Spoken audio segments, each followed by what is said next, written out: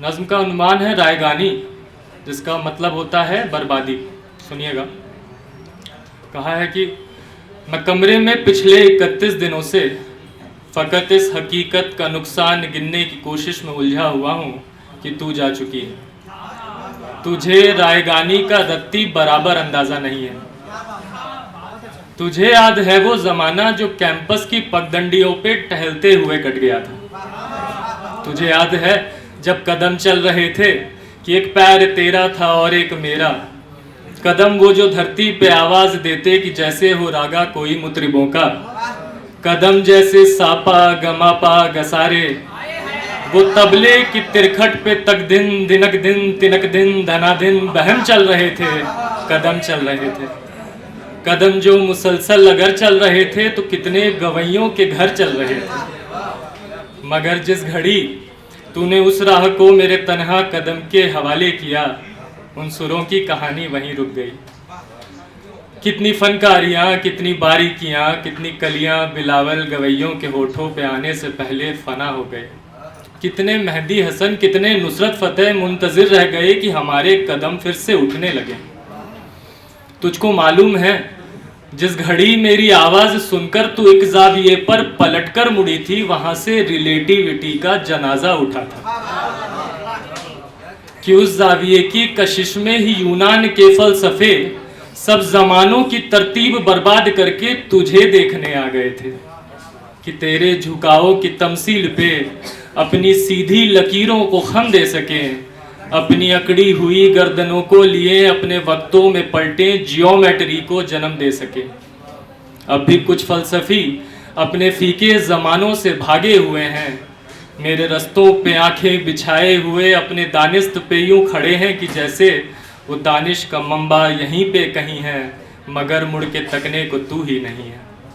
तो कैसे फ्लोरेंस की तंग गलियों से कोई दिवेंची उठे, कैसे हस्पानिया में पिकासो बने, उनकी आंखों को तू जो मयस्सर नहीं है। ये सब तेरे मेरे इकट्ठे न होने की कीमत अदा कर रहे हैं कि तेरे न होने से हर एक ज़मा में, हर एक इल्म फ़न में, हर एक दास्तां में कोई एक चेहरा भी ताज़ा नहीं है। तुझे रायगानी का रत्ती बराबर अंदाज़ा नहीं है। शुक्रिया। और अब अपनी कुछ लाइनें आप लोगों के सामने रखना चाहूँगा। बहुत शुक्रिया जी। अपनी बता देता हूँ। तो 2 लाइन लिखी थी कि कुछ ख्वाब दरीचे पर आकर यूं आँख उठाकर तकते हैं, कुछ ख्वाब दरीचे पर आकर यूं आँख उठाकर तकते हैं, उन ख्वाब को हाथों पर लेकर हम दर दर भटका करते हैं।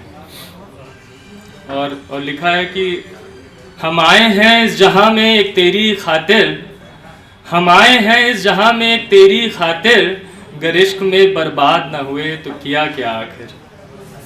और इसी आने और जाने की प्रक्रिया में 4 लाइनें और लिखी थी कि जब चाहा आए प्यार किया और लगा हाजिरी चले गए, जब चाहा आए प्यार किया और लगा हाजिरी चले गए, इतनी क्यों मारा मारी है, क्या प्यार मेरा सरकारी है।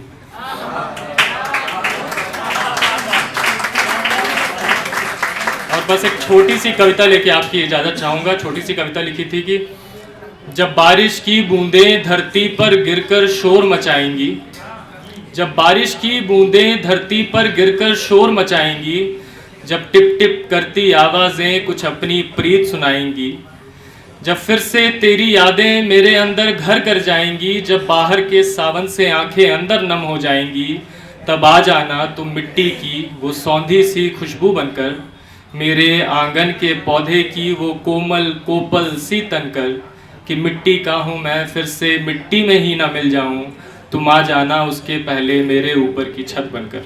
धन्यवाद।